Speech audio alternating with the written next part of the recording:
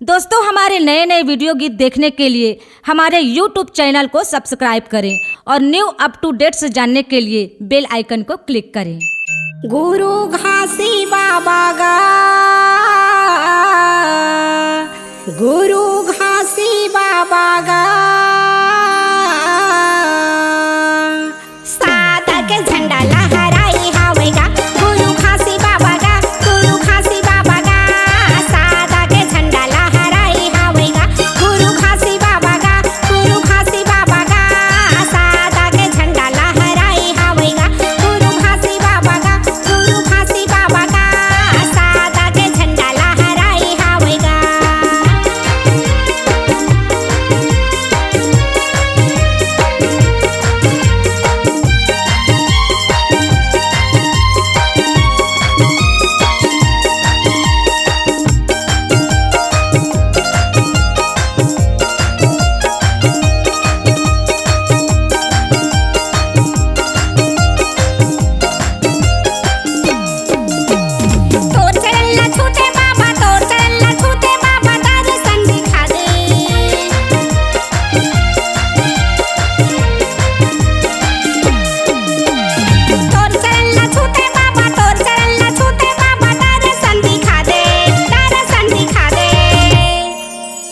गुरु घासी बाबा गा,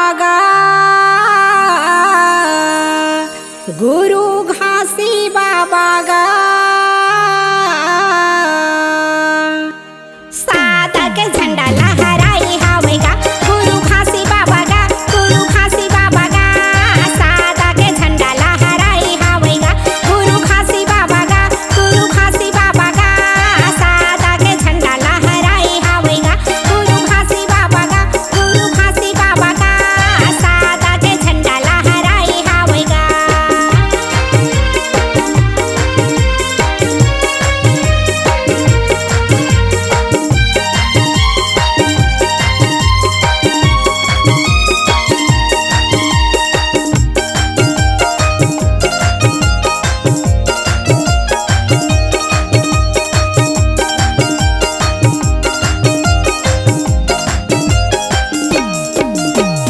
बैठे हावे घासी बाबा, बैठे हावे घासी बाबा, धुनी ला जलाए।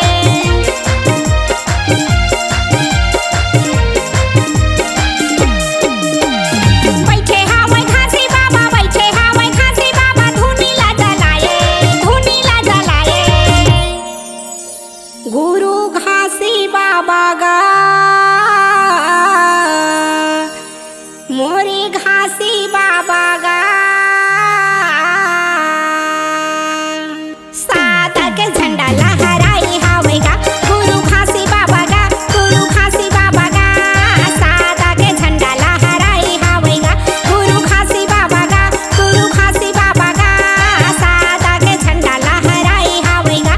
गुरु घासी बाबा गा, गुरु घासी बाबा गा, सादा के झंडा लहराई हावे गा।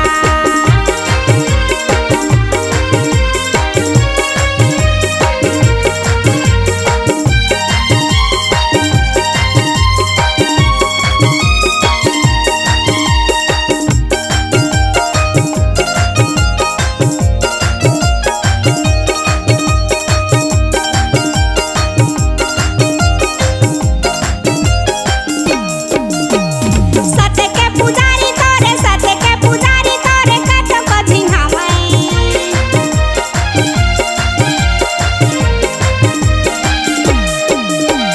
सत्य के पुजारी तोरे, सत्य के पुजारी तोरे, कतो को झिंघावै, कतो को झिंघावै। गुरु घासी बाबा गा, मोरे घासी बाबा गा, सादा के झंडा लहराई हावे गा। गुरु घासी बाबा गा, गुरु घासी बाबा गा, सादा के झंडा लहराई हावे गा। गुरु घासी बाबा गा, गुरु घासी बाबा गा, सादा के झंडा लहराई हावे गा। गुरु घासी बाबा गा, गुरु घासी बाबा गा, सादा के झंडा लहराई हावे गा। सादा के झंडा लहराई